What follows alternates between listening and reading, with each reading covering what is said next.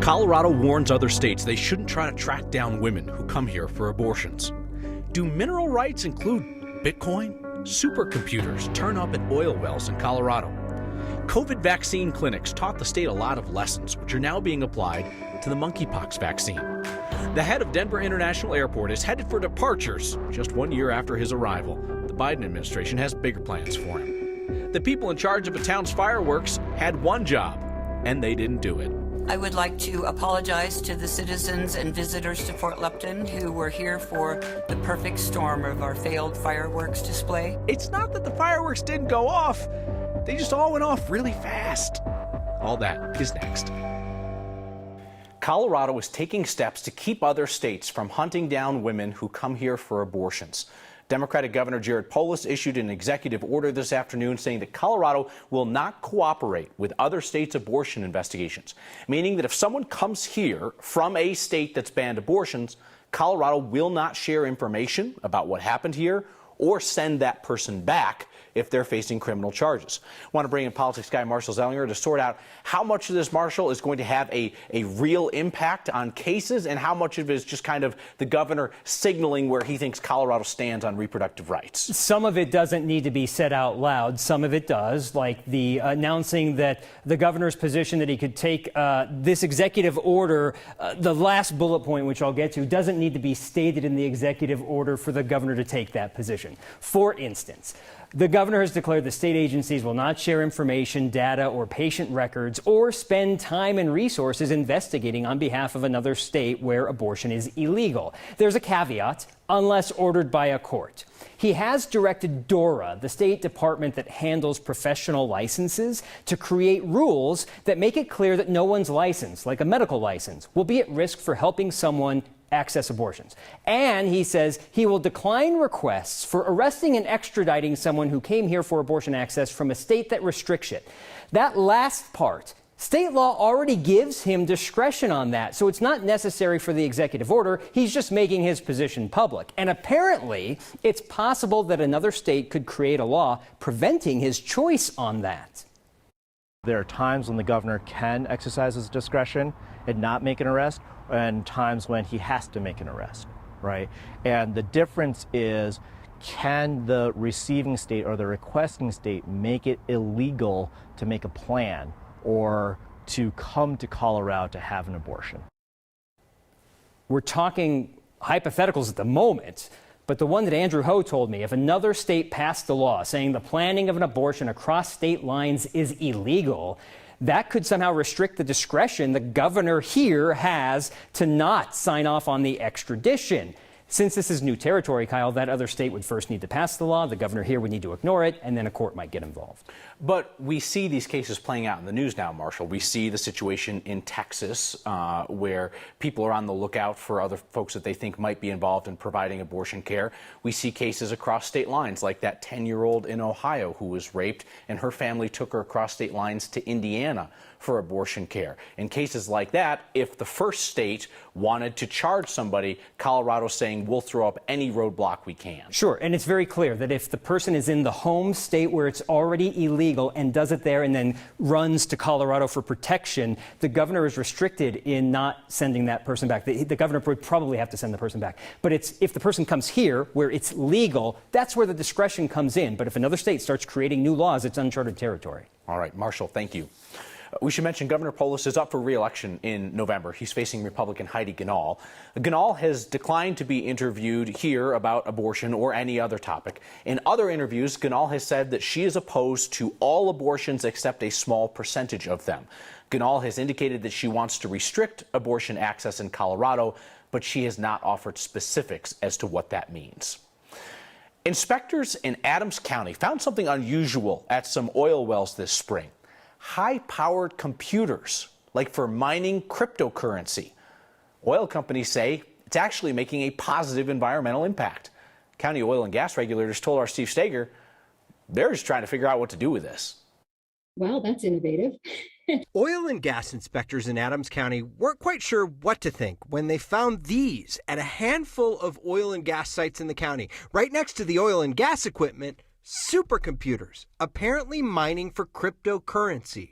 Jenny Hall runs the department that regulates oil and gas in Adams County. They were utilizing that natural gas that didn't have a pipeline to go into to power generators to run servers involved in cryptocurrency mining. Let me explain how it works. When you drill for oil, you naturally release methane, a key component in natural gas. You aren't allowed to just release that into the air. It's a contributor of ozone. Most oil and gas sites in Colorado connect to a pipeline to move that gas into production. Some don't have access to a pipeline, so the gas is usually capped. But in these cases, oil and gas producers are using the methane to power generators, which in turn power computers to do complex mathematical equations and mine for cryptocurrency. Cryptocurrency mining takes a lot of data processing, and that's a pretty substantial energy load.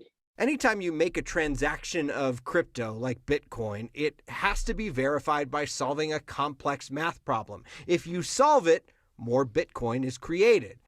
When Adams County found these operations at a handful of sites, they weren't sure what to do because their regulations don't address that kind of use. We get concerned about things that could present fire hazards. And we know that generators produce fumes, produce noise. We want to make sure that we calibrate levels appropriately depending on location. So they're working on new rules. They hope to have them out in a few months. So while this is new to me, maybe new to you, it isn't new. Hall told me that they have found examples of this working from Washington State to New York. And that will help them make the rules. And in the meantime, Kyle, they're asking the operators, stop doing this for a little bit until we can get like some regulations in place. Yeah. You know, they're worried about noise. They're worried about the normal things you might worry about. But this was just wild to me. So quite literally, they're like, go slow, crypto bro. Yeah. Not so fast. Yeah, go slow. That's really interesting. Thank you, Steve. Phil Washington's latest stay in Denver is turning into more of a layover. After a year of running at Denver International Airport, Washington's been nominated by President Biden to lead the Federal Aviation Administration. Leaving a job that quickly, you know, that's the worst because you've just figured out like where the nicest bathrooms are and which items in the vending machine get stuck all the time. And then boom, you're out the door again. Phil Washington came to DIA from a public transportation gig in Los Angeles. If you know his name, it's likely because he had a long run here in town leading RTD. If Washington is confirmed to run the FAA, the airport will be looking for its second new leader in as many years. That person will inherit the Great Hall Project mess. The long-delayed and over-budget project to revamp the ticketing spaces and the security checkpoints is in the second of 3 phases. We asked the airport to talk about what a quick turnover in leadership would mean for the future of the project and for Coloradans who travel. DIA referred us to the White House for comment, which is in no way helpful. The state health department is standing up vaccine clinics for monkeypox. The strategy is very different than COVID, though some hurdles are the same. Arnusha Roy wondered why we're running into the same issues after all the practice from the pandemic. Of all the times we've talked to Dr. Michelle Barron over the last few years, it's rare we hear this. For most people, this is probably not something that they need to be worried about. Today, we're talking about monkeypox, the virus behind the new state vaccine clinics, an awareness campaign to watch for symptoms, including rash. Monkeypox is different than COVID. It's not as contagious. The primary way that it's spread is through direct skin-to-skin contact. So unlike COVID, where we had a lot of people, really the whole community was potentially at risk as we started seeing cases and community spread ramp up. Right now for monkeypox, we have, right now just a kind of a defined population that we're working with that are at risk. And that's men who are gay, bisexual, or men who have sex with other men, especially if they had anonymous partners or multiple partners in the past 14 days. This is who the state is hoping to reach with a very limited vaccine supply. Last week, the vaccine sign-up filled up fast with more than 80 people waiting. More demand than supply feels like the early days of the COVID vaccine rollout. So why is that happening again? Monkeypox vaccination isn't available commercially. We are really limited to getting that through the federal strategic national stockpile. Pair that with where health officials know the virus is spreading right now. Primarily because there have been outbreaks in other parts of the world that were affecting that population, and the initial cases from the U.S. had traveled to those areas. it's really just the social network that it's spreading in at this point, and our efforts are on par to try to control that spread so it doesn't result in wider community spread. That last point is important. Anyone is potentially susceptible to monkeypox. Even knowing that, the state said there is a reason they are so focused on a smaller population. We really are taking a data-driven approach to get the limited amount of vaccine to the individuals who will benefit most. Not on the same magnitude as COVID or flu or a lot of the other things. Now that could change, obviously. So the version in the U.S., including the 8 cases in Colorado, don't seem to be making people severely sick. There are other variants in other countries, though. Once again, state is waiting on the feds for more vaccines, potentially in the next couple of weeks, with promises to scale up quickly. The state is gearing up in case that this does go into a bigger outbreak. And one of those big COVID lessons, Kyle, is they now know what kind of public health workforce they need to scale up quickly. They know what kind of workforce they need for contact tracing. They've got the infrastructure to expand vaccines if that's what is needed. And then a huge part is communicating to the public properly about what's going on. Yeah. I remember one of the initial hurdles with COVID, Anusha, was the fact that our testing scheme was dog excrement at the beginning. And so we couldn't coordinate a response because we didn't have a good baseline of testing. And it's not like you hear about a ton of people in the community getting tested for monkeypox right now. Yeah, no, I had this flashback to, 2 years ago. Everybody was so confused about where do you go. This time is interesting, right? The state is testing. LabCorp today announced that they're testing for monkeypox. But Dr. Barron said you can actually already just test in the doctor's office. It's possible with just those commonly found supplies. The issue is people need to watch out for the symptoms. They need to know about it. But so do the doctors, actually. And so UC Health has now reached out to all of their emergency departments, all of their urgent cares, all of their doctor's offices saying, here are the symptoms. Here's what the rash looks like. If you think someone has it, call us. We'll walk you through how to test it. So it's very different landscape with that. Yes, those docs who treat high-risk patients know what to look for. All right, Anusha, thank you. This 4th of July week, we are grateful for all of those who have stood in defense of American freedom over the years and those who still stand ready today. I found a way that we can directly thank Colorado's National Guard families. I thought you might be interested. That's why this week's Word of Thanks microgiving campaign will provide financial assistance to National Guard families in Colorado who run into hardships, especially when somebody in the family is deployed overseas. The Colorado National Guard Foundation is an all-volunteer nonprofit. That way they're able to maximize our donations in the form of interest-free loans and grants to Guard members and their families when they run into financial hardships and family emergencies through no fault of their own. It could be a medical problem or a natural disaster that impacts their home, a death in the family, a late paycheck.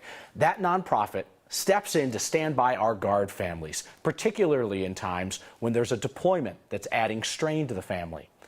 So how'd you celebrate the 4th of July? I went to a parade, we waved the flag, we did the cookout thing, and then today, to continue the celebration, I'm going to have the back of Colorado's National Guard members who have stepped up to serve our country and our community.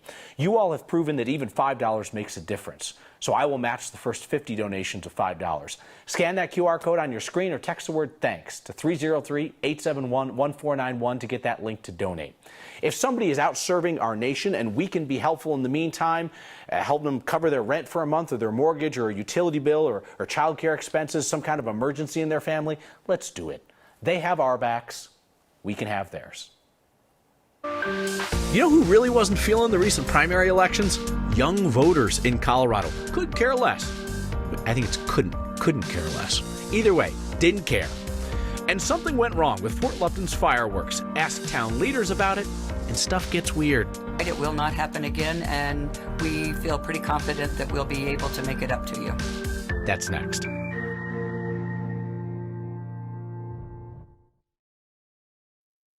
The youths weren't too jazzed about the Colorado primary election recently. That's what the youths say, jazzed.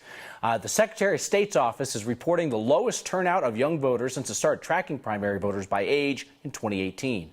Our partners at Colorado Politics broke it down pretty simply. A bit more than 4% of the 1.2 million ballots cast last Tuesday were from Coloradans aged 24 and younger.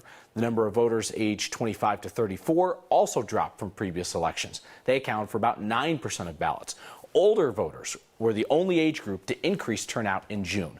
Now, again, this was a primary election in a non-presidential election year, so not exactly like, ooh, baby kind of stuff. there is always November if the youths want to make their voices heard. The mayor of Fort Lupton is apologizing after their fireworks show had some performance issues. I would like to apologize to the citizens and visitors to Fort Lupton who were here for the perfect storm of our failed fireworks display. There were a lot of things that went wrong, but a lot of things are going to go right. It will not happen again, and we feel pretty confident that we'll be able to make it up to you. That is Mayor Zoe Steiber-Hubbard, who says that the show failed to last the expected 30 minutes. It sounds intense because all the fireworks went up in a blazing 8 minutes, and then they were done. The mayor called it a spacing issue. Fort Lupton's fire chief says the fire department is normally in charge of the fireworks, but this year the show was taken out of their hands. It was contracted out. We asked the mayor about that, and she just kept telling us how much her family loves fireworks and how they'll fix this. That kind of obfuscation from a public official can only mean one thing. That Fort Lupton mayor is ready to run for statewide office. I have no idea what political party she's in. Either way, run her. She'd fit right in.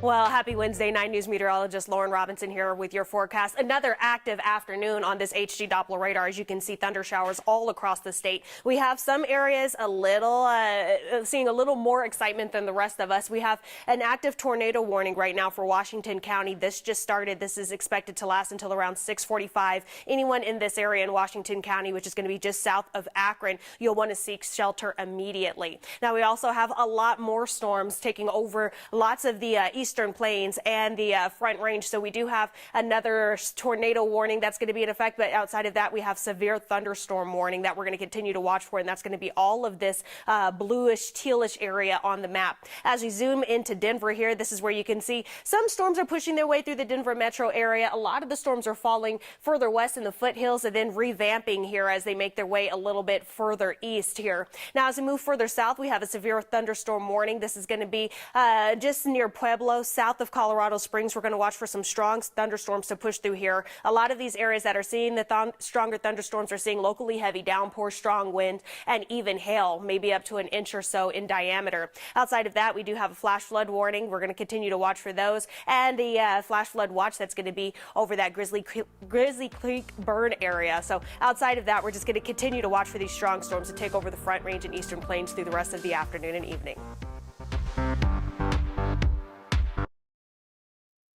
So imagine you or somebody in your family is deployed serving our country with the Colorado National Guard. Then something comes up at home. Say it's a broken pipe that floods the house. It's a manageable mess, but I mean, you're half a world away. Those are the kinds of situations where the Colorado National Guard Foundation steps up to help.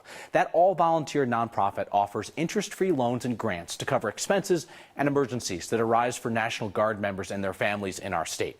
Scan the QR code on your screen or text the word THANKS to 303-871-1491 to join me in donating. The dollars that we raise through Word of Thanks tonight are going to go out directly to families to help them make a rent or a mortgage payment, cover a medical bill, pay for child care, clean up after a natural disaster, the stuff that comes up in life. And when it happens to somebody who's serving our country and our community, we can help. Ken writes in today to say that he appreciates Governor Polis's order telling other states not to come after women who seek abortions here, but Ken says he'd like to see it codified into state law. Wondered if the legislature would do that. Democratic State Rep David Ortiz said today on Twitter that they are looking to see what they can do in the law if Democrats hold the state Senate. We'll see you next time.